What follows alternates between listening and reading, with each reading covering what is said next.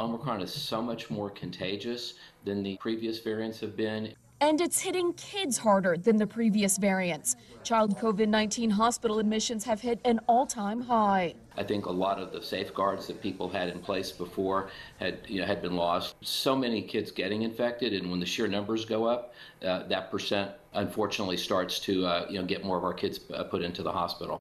Health experts expect it will only get worse. So what does that mean for sending kids back to school? Depends on who you ask.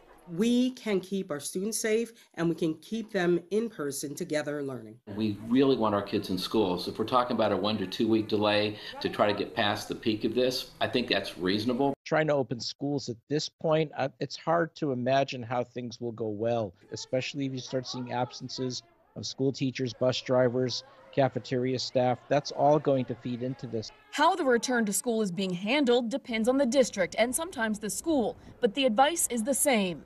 Talk to your officials at the schools. Be sure that everyone there is wearing masks if possible. Talk to them about keeping the doors and the windows open. We know that wearing masks works. We know that distancing when possible works. We know that hand washing and ventilation, all of those things work. If your kids are 5 and up, vaccinate them. You don't want to be the parent whose child doesn't do very well and ends up in the hospital.